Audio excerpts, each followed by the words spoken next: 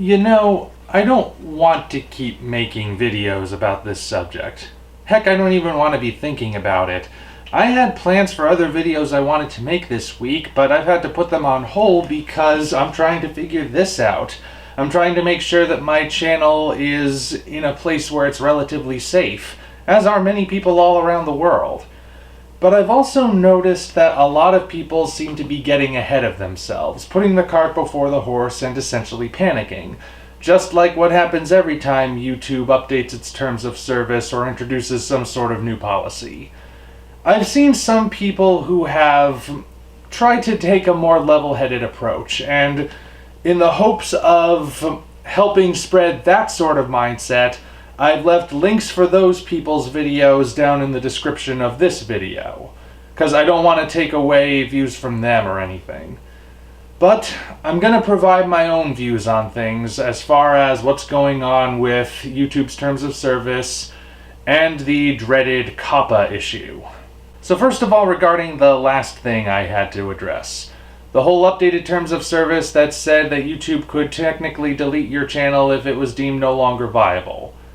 YouTube has since made a clarification on its Twitter page. Quote, "To clarify, there are no new rights in our terms of service to terminate an account because it's not making money. As before, we may discontinue certain YouTube features or parts of the service, for example, if they're outdated or have low usage. This does not impact creators or viewers in any new ways." So technically, this is basically the same thing they had in place before. Our channels are on the exact same kind of thin ice that they've always been on. It's just that people happen to notice it this time around, possibly because all of this change also happened at a time when YouTube started deleting videos and channels and whatnot for spamming emotes. So it's a lot of things happening at once, hence why so many people are freaking out. But as far as that goes, nothing has technically changed. It would be nice if they specified that within the terms of service itself, so we had it in permanent writing, but otherwise we still have this clarification to go on. So that's a bit of a relief. But of course, there's the other big issue here. As you may or may not know, the FTC took YouTube to court recently, and YouTube lost, meaning that now the Children's Online Privacy Protection Act, or COPPA, is in effect, which means that anyone who runs a channel has to specify whether or not their channel is for kids.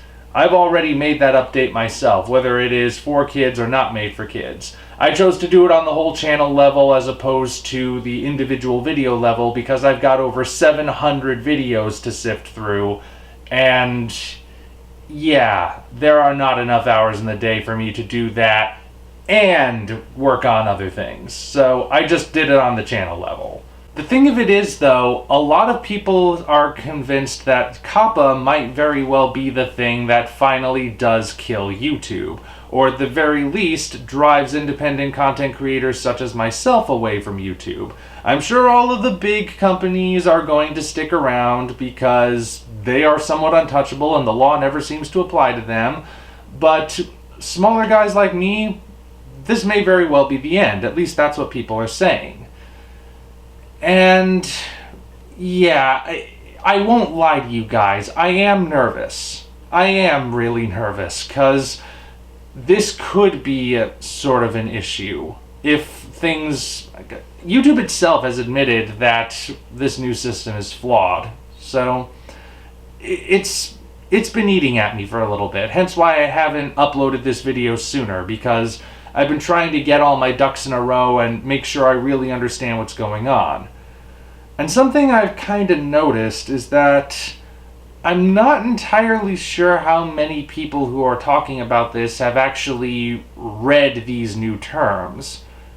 Because, well, let's just get into what it actually says. So the issue is that the FTC's guidance on whether it's made for kids or not made for kids seems to leave very little room for any sort of content to exist. For example, according to this, a video is child-directed, which we call made for kids, if children are the primary audience based on the factors described below, or children are not the primary audience but the video is still directed to children based on the factors below. So what exactly are those factors? They are as follows. When deciding whether or not your channel or video is made for kids, you should consider various factors including subject matter of the video, e.g. educational content for preschoolers, whether children are your intended or actual audience for the video, whether the video includes child actors or models, whether the video includes characters, celebrities, or toys that appeal to children, including animated characters or cartoon figures, whether the language of the video is intended for children to understand, whether the video includes activities that appeal to children, such as play acting, simple songs or games, or early education, whether the video includes songs, stories, or poems for children, any other information you have to help determine your video's audience, like empirical evidence of the video's audience. Now, just based on all of that, you have to wonder if there's anything in the world that can be considered not made for kids, because that covers such a wide stretch of definitions, and it's so vague that it could mean anything. Child actors, well, based on that, any adaptation of Stephen King's It is made for kids because it's got child actors in it. They're gonna have to make this clearer at some point, otherwise there's gonna be even bigger problems further down the line. What I think a lot of people are missing at the moment is this part: whether the language of the video is intended for children to understand. I've seen some people who just don't know what that means. And I've seen some people who think that means, oh, swearing like a sailor. But I think it's a broader definition than that. Language intended for children to understand can just as easily refer to philosophy or legal jargon or political views. Right now, this video is about interpreting the law.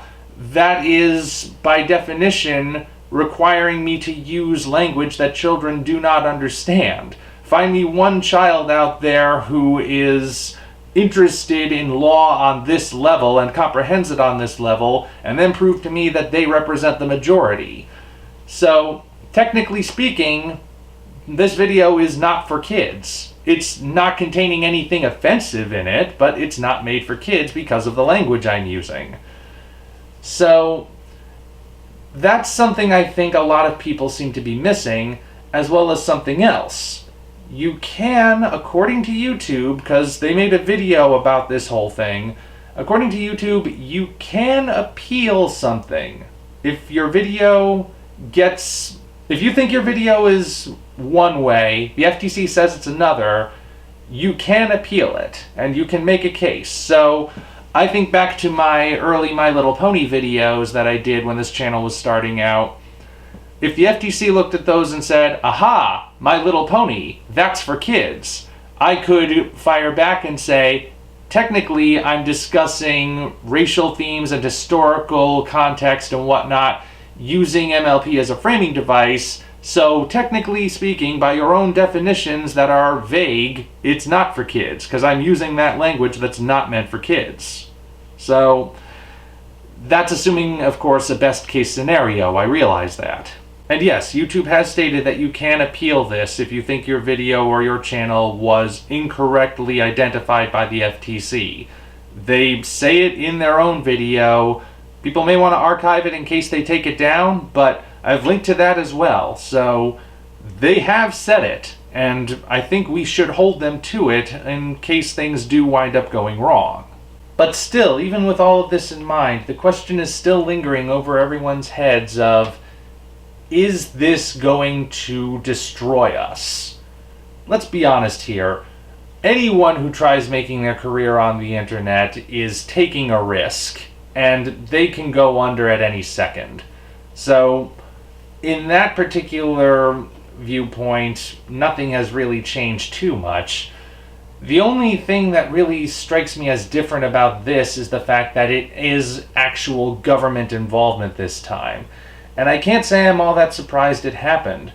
When you have people running exposés about how there are creepy child molesters lurking around on children's videos, posting inappropriate comments and trying to lure kids into traps, or how there are certain uploaders that claim to be children's content, but when you see the darn things, they actually are definitely not intended for kids and should never be seen by kids or any human eyes.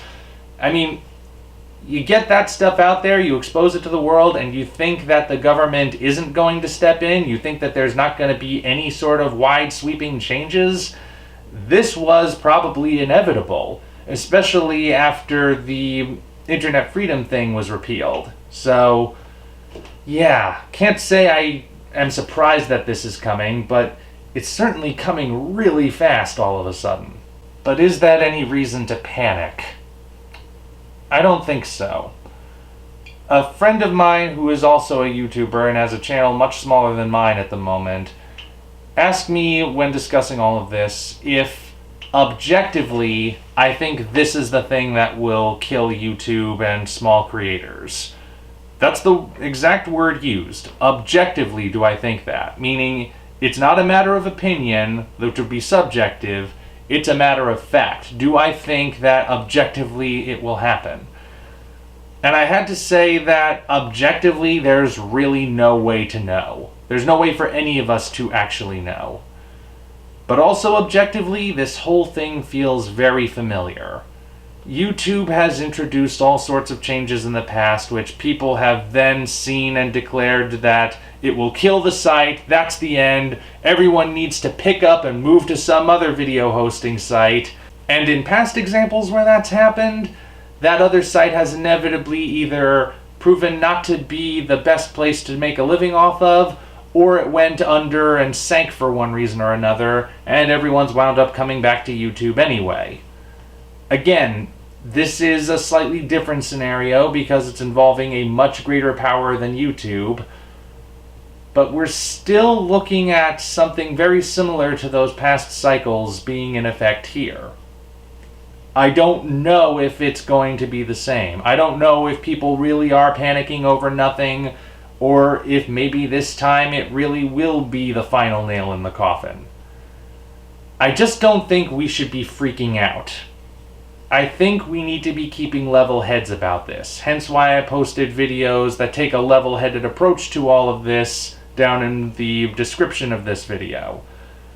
So, I'm still looking for alternatives, though the more I look, the more I realize that YouTube really is kind of unique.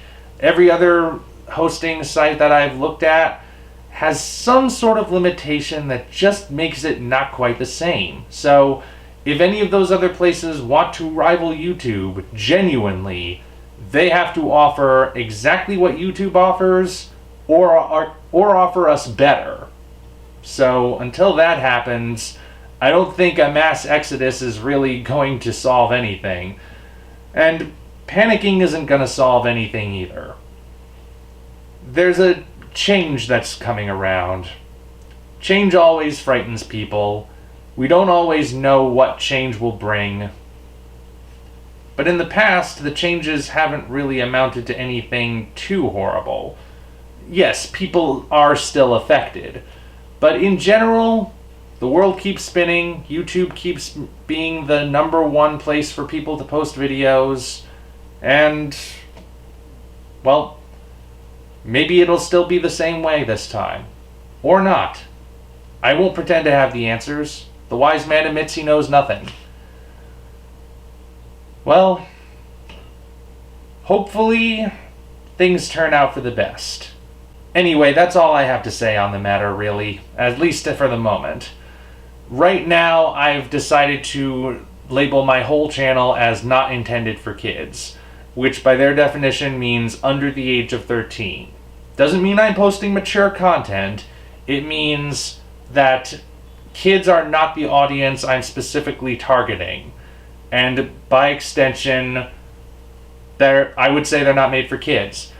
Hopefully the fact that I do cover stuff that is sometimes intended for kids doesn't have any adverse effect on me. I am hoping and praying that's the case.